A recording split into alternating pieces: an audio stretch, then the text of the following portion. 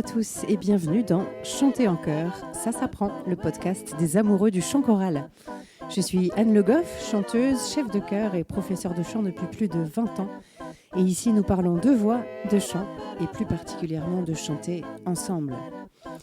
Les liens, bonus ou images dont je vous parle dans les épisodes sont à retrouver sur mon site annelegoff.fr. D'habitude, Le Goff, ça s'écrit en 2 mots et j'y tiens beaucoup, mais pour cette fois, Anne Le Goff, c'est tout attaché. Alors, si vous avez bien fait votre échauffement, c'est parti pour l'épisode d'aujourd'hui.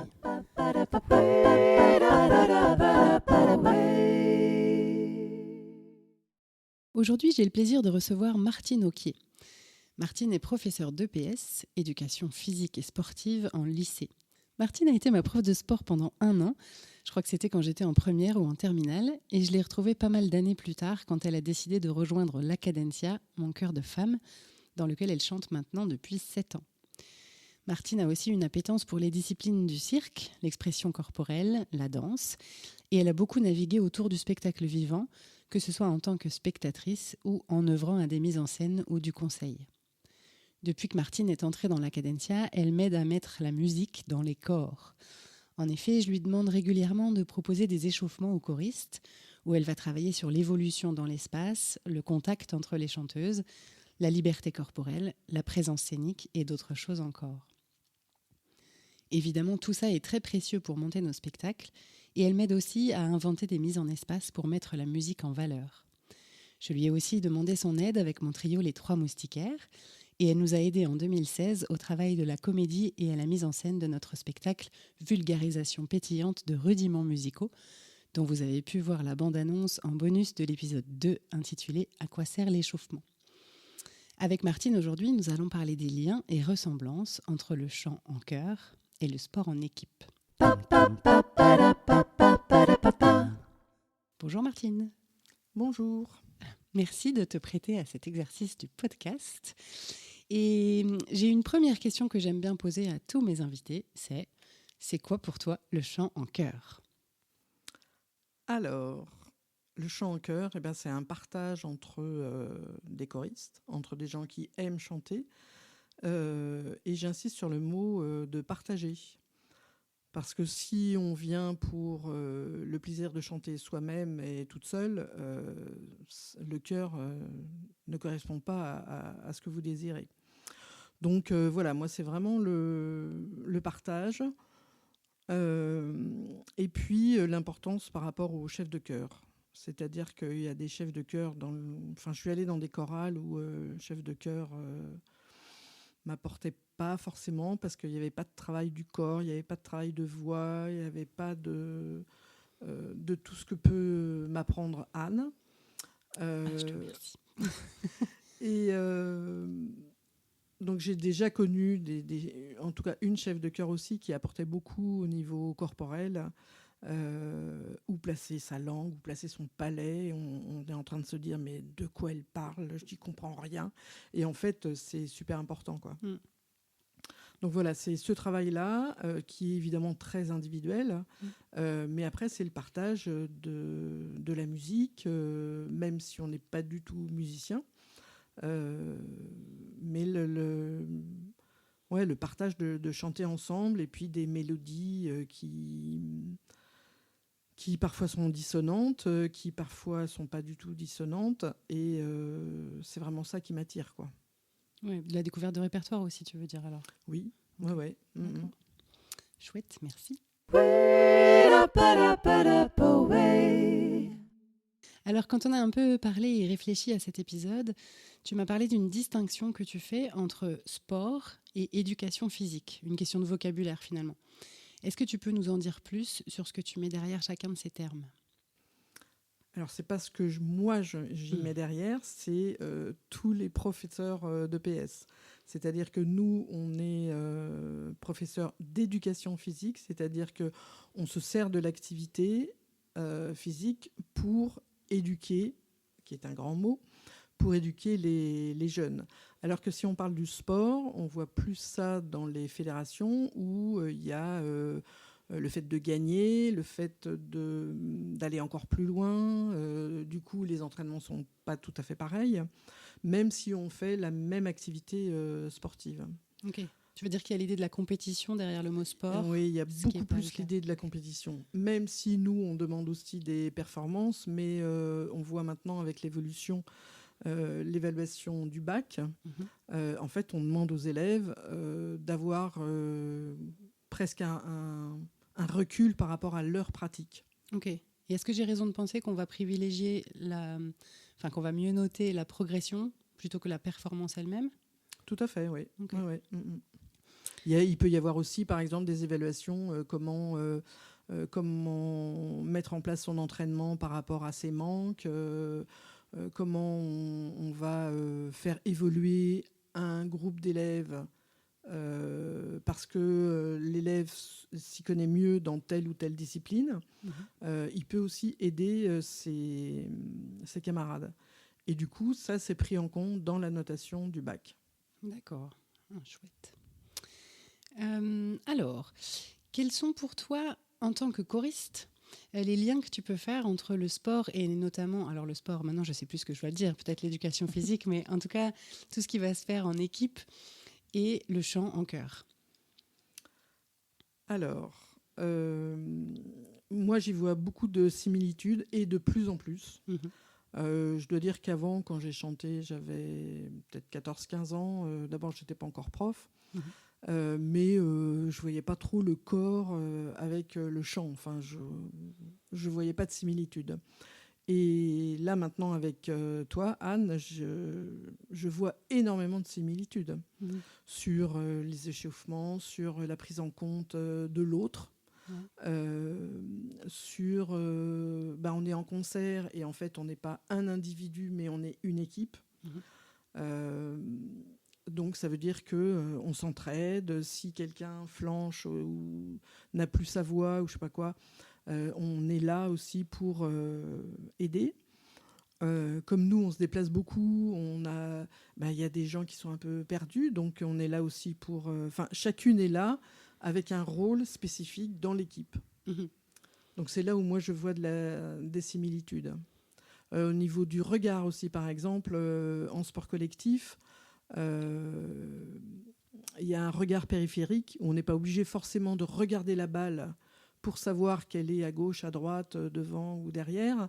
Quand on se déplace dans notre cœur, ça devrait être pareil. C'est-à-dire que j'ai pas besoin de voir la chef de chœur dans le blanc des yeux pour sentir ou comprendre que il faut accélérer, il faut décélérer, il faut chanter plus bas, il faut toutes ces nuances, on peut très bien les avoir sans forcément regarder la personne. En sport collectif, on fait aussi ça. Ouais.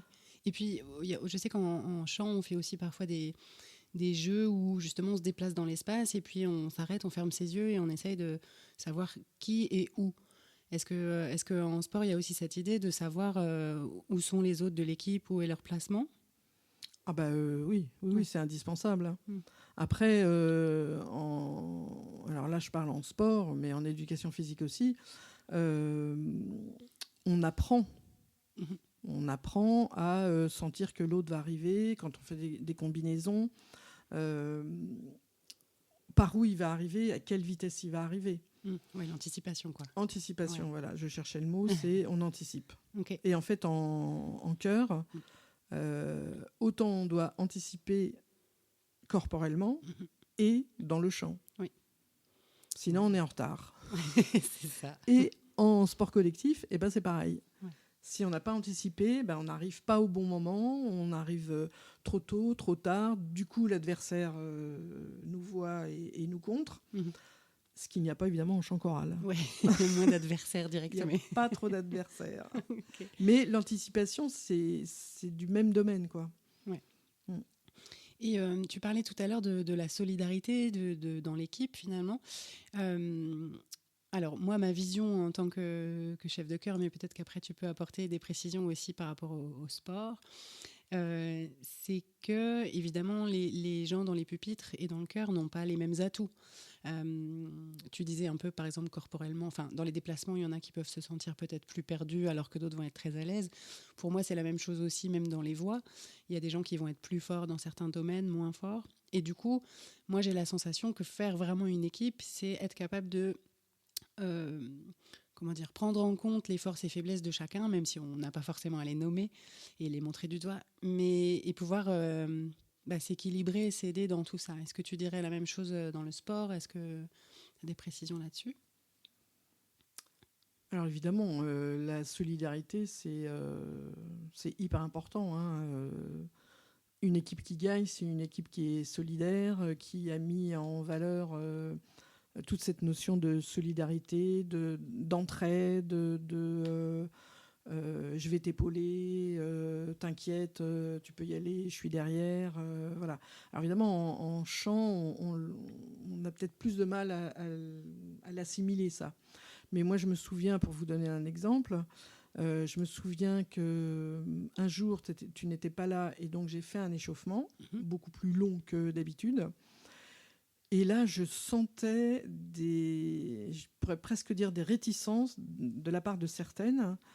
Et j'entendais des choses. Oh, mais elle n'a pas encore compris. Oh, mais là, il faut qu'elle accélère. Enfin, des petites choses, bon, pas hyper bienveillante, quoi. Pas très bienveillante. Et en fait, je dois dire que j'étais assez choquée.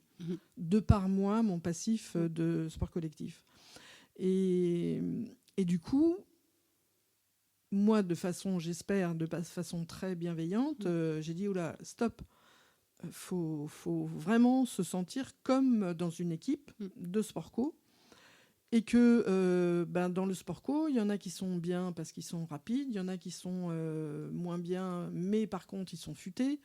Voilà. Et en fait, tout cet amalgame de compétences un petit peu différentes, il faut qu'on le mette au service du chant. Et du coup, oui, il y en a qui sont pas à l'aise, donc elles baissent la tête tout le temps. Alors, on va apprendre à lever la tête, mais c'est pas en l'engueulant ou en se disant « Oh, elle a toujours pas compris » que les choses vont s'améliorer. Ouais. Et je pense que ça a été le point de départ pour beaucoup de se dire, ou pas se dire, ou c'est inconscient, j'en sais rien, que si le chant il merdouille ou si le déplacement il va pas bien, c'est l'ensemble qui va pas bien. C'est pas 2 ou 3 individus. Et en sport collectif, c'est pareil, quoi. C'est-à-dire que si une équipe gagne, c'est parce que l'ensemble a mis toutes ses compétences pour le gain d'un match. Alors nous, c'est pas un match, mais pour que ça fonctionne bien et que tout le monde y trouve sa place et y trouve les bienfaits que ça peut faire, il faut forcément qu'on s'occupe aussi des autres et pas de soi-même, et que quelqu'un qui n'est pas forcément à l'aise dans telle rubrique, peut-être que dans une autre rubrique, elle va pouvoir nous aider. Ouais. Et en t'écoutant, je me dis que même collectivement, je pense qu'on gagne en confort individuel aussi, en fait. Complètement, ça. complètement, c'est sûr. Quand on se sent porté par l'ensemble, forcément, on n'est pas en train de se dire « Oh là là, moi je suis pas bien, oh là là, moi je... » Non, jamais, jamais. Ouais, quand on se sent porté par tout le monde, ça marche forcément, quoi. C'est évident. Ouais, c'est chouette. Alors, nous, en chœur, on a des exercices, justement, peut-être liés à l'expression corporelle, ou enfin, toi qui connais ça, tu dirais peut-être pas ce mot-là, mais en tout cas, des exercices peut-être même de théâtre ou de choses comme ça pour, j'allais dire, apprendre la solidarité, même si c'est un peu caricatural, mais en tout cas pour justement apprendre à faire équipe, pour fédérer les gens dans le chœur, on a des exercices pour ça, qui ne sont pas à proprement parler des exercices de chant, mais comme il travaille sur le corps, on peut considérer que c'est quand même du travail sur notre instrument. Est-ce que tu sais si en sport co, il y a aussi comme ça des exercices très spécifiques qui ne seraient pas, je sais pas, par exemple en foot, ce ne serait pas un exercice de balle, mais, ou de ballon plutôt, mais un exercice un peu autre, mais qui va être vraiment là pour fédérer les gens, pour faire équipe. Est-ce que tu sais si ça se travaille comme ça ? Alors, je pense que ça doit se travailler. Bon, je ne suis pas vraiment une spécialiste de foot, mais... Non, je disais foot, mais ça pourrait être d'autres sports co. Euh, alors, des exercices spécifiques pour la cohérence, oui, il y en a. Ouais. Il y a des choses qui sont mises en place pour sentir que l'autre va être là, sentir sans le voir la vitesse à laquelle il va se déplacer. Donc, je vais lui faire une balle courte ou une balle haute ou une balle longue ou une balle tendue. Donc là, après, c'est on travaille ce genre de choses. Mhm. Alors, pour la cohésion, maintenant, à un haut niveau, ils ont aussi des choses dans le psychologique. Ah oui. Dans la sophrologie, par exemple. Ouais. Donc, je sais qu'il y a des grosses équipes. Là, je ne parle pas des petites équipes de club. C'est ce qu'on appelle la préparation mentale, c'est ça ? Complètement. Okay. Ouais. Alors, moi, ça fait longtemps que je ne suis plus dans ces sphères-là. Mm-hmm. Donc, et puis, ça a énormément évolué depuis pas très, très longtemps. Mais en tout cas, ils s'ouvrent aussi, finalement, à des disciplines annexes, quoi, qui vont complètement. Ok.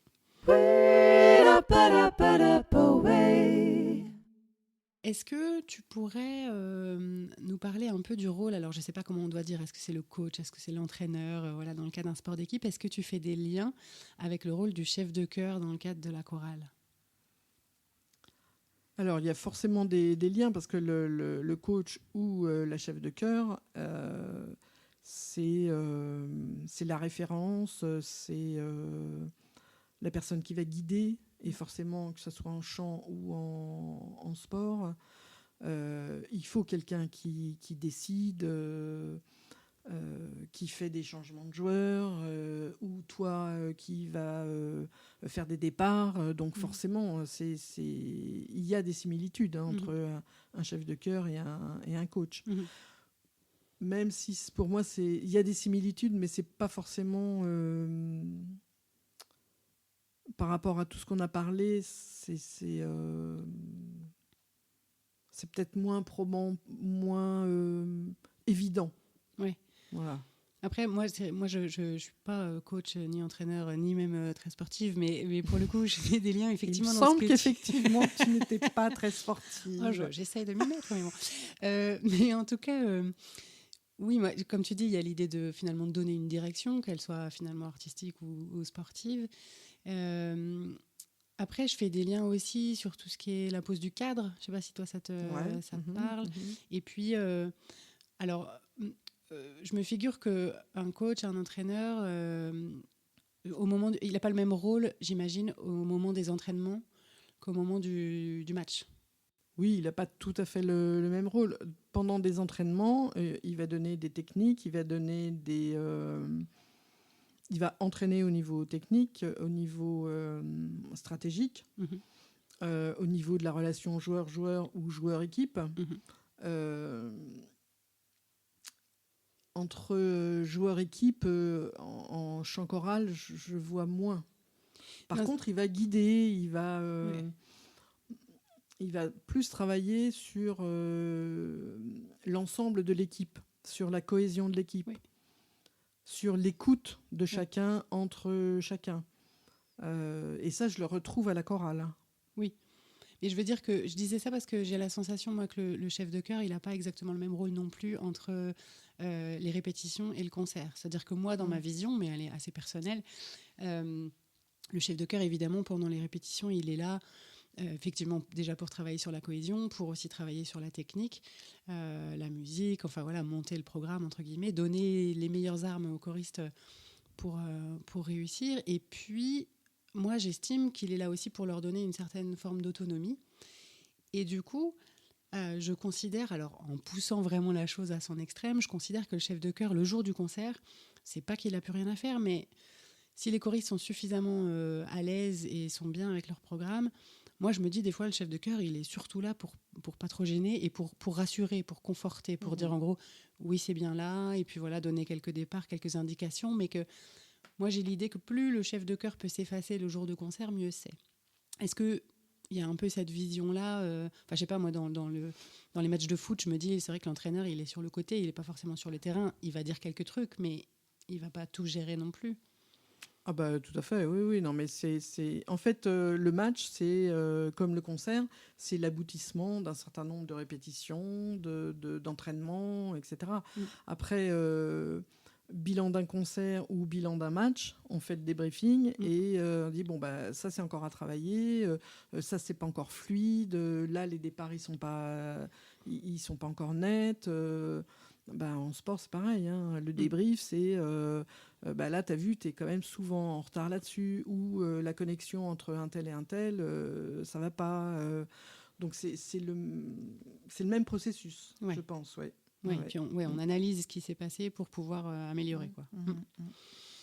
Et du coup, quand toi, tu es devant le chœur, quand tu le fais travailler, j'entends, en échauffement ou bien effectivement sur de l'expression corporelle, comment tu t'y prends pour essayer effectivement de favoriser cette cohésion et de faire comprendre que voilà, on est une équipe. Alors, tu disais tout à l'heure, j'entendais qu'à un moment donné, tu l'avais formulé, tu l'avais vraiment dit, voilà, on est une équipe, et que du coup, effectivement, ça a été une prise de conscience pour un certain nombre des choristes. Est-ce que sinon, tu as des, je sais pas, des techniques, des petits secrets pour favoriser la cohésion? Alors, des secrets de prof de PS, sûrement.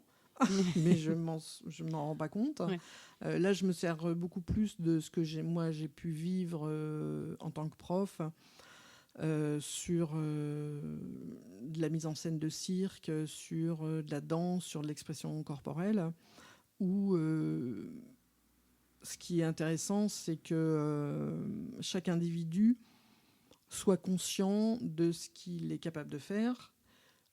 Et bien souvent, il y a tellement de gêne et tellement oh non, non, moi je sais pas faire. Et en fait, ben, tout le monde sait faire. Parce que c'est pas non plus des performances que je demande. Donc, moi, quand tu m'as demandé ah bah tiens, ça m'intéresse, j'ai appris que tu faisais ça. Bon, après y avoir un petit peu réfléchi, j'ai dit pourquoi pas. Et évidemment que c'était jamais dans la performance. Mais moi, ce que j'avais un peu découvert, un peu comment, où je me suis dit bon là je pourrais effectivement apporter des choses, c'est sur le fait que les gens soient beaucoup plus à l'aise individuellement et beaucoup plus à l'aise avec les autres. Et en fait c'est surtout ça au départ où je me suis dit waouh, il y en a qui se parlent pas dans la chorale, qui ne se parlaient pas, Oui. parce que maintenant c'est bien différent. Ouais. Et moi je le vois avec les nouvelles qui arrivent. Se sentent plutôt bien accueillis, plutôt la chorale est bienveillante, ce qui n'était pas du tout le cas, enfin sans vouloir non plus dire que c'était nul, hein, pas du tout, mais c'était pas tout à fait le cas quand on arrivait il y a encore quelques années, où fallait non pas se battre, mais bah voilà, fallait faire sa place, jouer un peu des coudes, et c'est pas ce que j'attendais moi d'une chorale de toute manière. Donc c'est vrai que quand tu m'as proposé, ça a été difficile parce que les choristes n'avaient pas du tout envie de marcher, de faire des petits sourires, d'avoir un travail sur le regard, sur les arrêts, sur des tas de choses. Bah, tu me l'avais demandé, donc je l'ai fait, mais j'avoue qu'au départ, waouh, Oui, il y a des filles que j'entendais après dire mais moi je suis venue pour chanter, quoi, je suis pas venue pour me déplacer ou faire de la chorégraphie. Bon, il s'avère quelques années après où bah, les choristes elles n'imagineraient même plus un concert qui n'est pas mise en espace, mise en scène, avec des gens qui jouent des rôles, et il y en a qui s'éclatent, hein, je dois dire que ouais. Et ça, c'est super satisfaisant, quoi. Des gens qui étaient... moi, je le voyais, hein, quand elles se déplaçaient, elles avaient le dos rond, les yeux vers le sol et tout ça. Et maintenant, elles respirent, quoi. Ouais, la présence scénique est tout autre. Ouais, Ouais. non, Et du coup, elles ont gagné aussi en confort, et le chœur a gagné du coup en plein de choses. Donc effectivement, c'est à la fois individuel et collectif comme travail. Et je reviens un instant sur ce que tu disais sur l'accueil des nouveaux choristes, parce que j'en ai parlé dans un épisode récemment, c'était l'épisode 17 sur les valeurs du chant choral. Et effectivement, je disais que l'accueil, c'est pas inné, non pas parce que les gens ne seraient pas gentils ou agréables, mais parce que dans un groupe constitué, c'est pas toujours facile d'accueillir des nouvelles personnes. Et aussi, voilà, les nouvelles personnes elles-mêmes, elles sont pas toutes à l'aise. Donc en tout cas, c'est une chose à prendre en compte. Et donc si ça vous intéresse, je vous invite à réécouter l'épisode 17. Martine, est-ce qu'il y a encore des choses que tu as envie de nous dire sur le sujet sport co, chant en chœur? Est-ce qu'il y a des choses qu'on aurait oubliées, des choses importantes à dire? Je pense qu'on a fait pas mal le tour de la question, Ouais. me semble-t-il. Écoute, je te remercie beaucoup pour cet échange. Merci à toi. C'est donc Martine qui va nous proposer le bonus du jour. Et une fois n'est pas coutume, ce bonus, il ne va pas être en lien avec le chant choral. Pour autant, ça va être sur un sujet que moi j'ai trouvé très intéressant parce que oui, je l'ai déjà entendu, ce podcast, sans vouloir dévoiler. Alors Martine, est-ce que tu peux nous parler un petit peu de ce bonus que tu nous proposes ? Eh bien, c'est un bonus. Alors évidemment, c'est pas ma génération. Je pense que la génération des plus jeunes est déjà un petit peu ouverte sur ce questionnement, pourrait-on dire. Donc, c'est un podcast sur la contraception masculine, qui est un sujet qui est, paraît-il, de plus en plus dans la tête des plus jeunes. Ouais. Et où le podcast aborde des choses où, moi, vu que c'est pas mes générations, des choses qui sont vraiment super importantes, et en espérant que ça va ouvrir des manières d'être, manières de faire, des comportements qui sont éventuellement à changer. Ouais. Et même déjà des réflexions sur le sujet, ce qui n'est pas anodin. Oui. Parce que tu disais que c'est de plus en plus dans la tête des jeunes, mais ça reste quand même un sujet assez peu évoqué et presque encore un peu tabou, on pourrait dire. Complètement, oui. En tout cas, pour beaucoup, c'est même pas, ça s'envisage même pas. Donc, c'est pas que c'est tabou, mais c'est qu'on ne sait pas que ça existe. Des fois, quand j'en parle à des jeunes ou des moins jeunes, ah bon, ça existe ? Mais alors, c'est quoi ? Donc, allez écouter le podcast. Ce n'est qu'un début. Super. Merci de nous donner l'occasion de réfléchir à ce sujet. Merci beaucoup, Martine. Merci.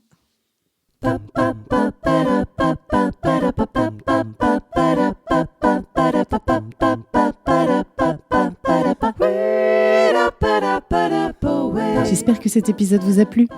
Si c'est le cas, je vous invite à vous abonner au podcast pour ne pas rater les épisodes suivants et surtout à me mettre plein de petites étoiles et de commentaires sur la plateforme où vous l'avez trouvé. Ça me sera d'une grande aide pour le faire découvrir à davantage de passionnés de chant en chœur. N'hésitez pas bien sûr à en parler à vos camarades choristes, mais pas pendant la répétition, et même à votre chef de chœur. C'est toujours intéressant pour eux d'avoir des ressources et pour moi d'avoir des retours. Si vous aimez mon travail, vous pouvez aussi me soutenir en prenant un abonnement sur Patreon. C'est une plateforme de financement participatif et les abonnements démarrent à 1 € par mois. Ça me permettra de continuer sereinement à réaliser ce podcast. Rendez-vous sur le site Patreon, Patreon, et vous cherchez Chanter en chœur tout attaché. Sinon, le lien est aussi disponible sur mon site annelegoff.fr, onglet podcast, où vous trouvez les bonus de chaque épisode. N'hésitez pas là aussi à me laisser des commentaires, vos questions ou les sujets que vous aimeriez que j'aborde. Merci à tous, on se retrouve la semaine prochaine pour un nouvel épisode de Chanter en chœur, ça s'apprend. D'ici là, prenez soin de vous et de votre voix.